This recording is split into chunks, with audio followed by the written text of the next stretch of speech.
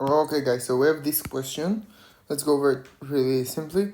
We have 0 and 1 from vector of 2, meaning we have 0, 0, 0, 1, 1, 0, etc. and 1, 1.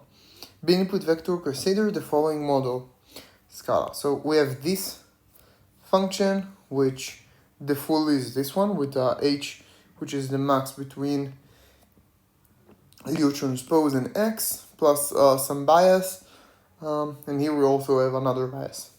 Okay, so we just take the maximum. So now we want to find a function so that this will be XOR. XOR is true only if one of the elements is 1, but false if both of the elements or none of the elements are true or false. So we have U, which is a matrix of T of 2, we have B of 1, and W, which is another matrix, and B2. And max is taken element-wise. So, okay, now we want to know, using the rule of sign, okay, that is, the answer is 1 if f of x is bigger than or equal to 0, and 0 if it's less than 0, find a suitable set of parameters for this task.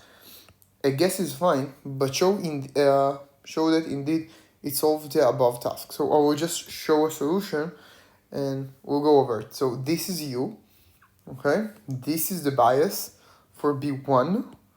This is the bias for B2.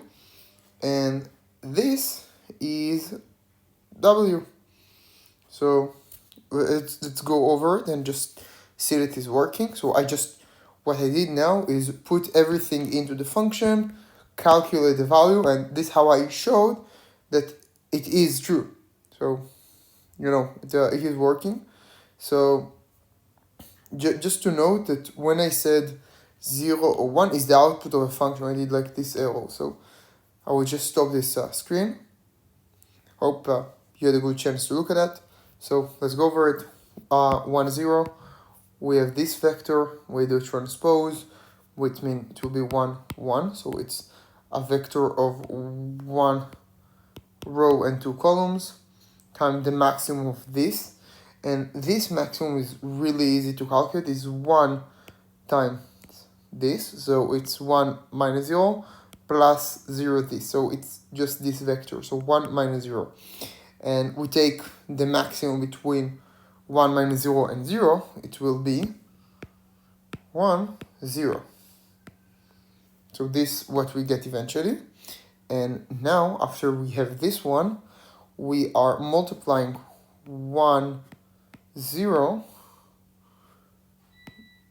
by 1, 1, which is dot vector is 1. And minus half is half, so half is bigger than 0, then the answer is supposed to be 1. So I need to write it as 1. So just to be clear. Okay, so now I did the same thing for 0, 1, the same answer. So it's really easy. And now for 0, 0. So when you multiply something by the 0 vector, you get 0. It's really easy. And then whatever you multiply here, you also get 0. And then you take half, it will be eventually 0, like minus half and the 0. And almost the same idea is here. You multiply 1, 1, which will be 1 minus 1 this, which will be actually the 0 vector. And then the 0 vector times this is another 0, and then minus half. Now we have the second question. Will it be possible to represent the XOR function if we replace the max function with the identity function? Okay, so whatever the like this function. Okay, we don't have the max. If so, show how. If not, explain why not. So we have two options to look at it. One of them is purely mathematical, which what I did, and one is like pure like logical. The logic will say, no, you cannot do it, because if you will look at this, XOR will give you, this is 0, 0, which will be true, false. This is 1, 1, which will be true, and this is false, and this is true, and this is true. So false, false, true, true. And then you try to create a line separating so that all of this will be in one group and this will be in another group. But you cannot create a linear separation. So we cannot do it, but now we'll show it like the most math way. So what we did, we removed the max and find the solution. So we'll try to do it. So what I did is just write like the representation using like math here. So I use W1 on 2, which is U2 on 2, and times X. I didn't write the dimension first, so I didn't thought it was like necessary, but you will see that here it's like first I did this multiplication and then I got like A1, A2, okay, because the dimension will be 1 on 2. So just to be clear, so you get one row. So just to be clear, you get A1, A2, and you get X1, X2. Just note you can do like it both ways. You can write it, even though like the result here is supposed to be one row but two columns. Okay, note even it's a mistake from my end, so I will do write it 2, 1. So it's and we'll do, and then we'll do transpose. Okay, so just to be clear, A1, A2. Okay,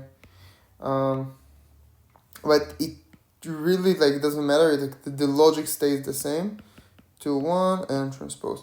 So just we can multiply it, and then it's become the dot product here. And what we get is we have x1 times a1 and x2 times a2 plus some bias, and we need this to satisfy all 4 of these equations, okay? And this is what's important. Now what I showed, and also write in Hebrew, so my native language, I showed that it cannot happen. Why it cannot happen? Let's just go over it briefly. x1, x2, if x1, x2 equals 0, then we get that the bias is 0, like b is 0. And then, okay, we go with that, and then we put here with 1, 0 and 0, 1, we get a1 is 1, a2 is 1, and then we try to put here in 1, 1, and then we get a contradiction, because we have 1 plus 1 plus 0 equals, and it's not equal 1, I will tell you this, and this is a contradiction. This is why we cannot get it.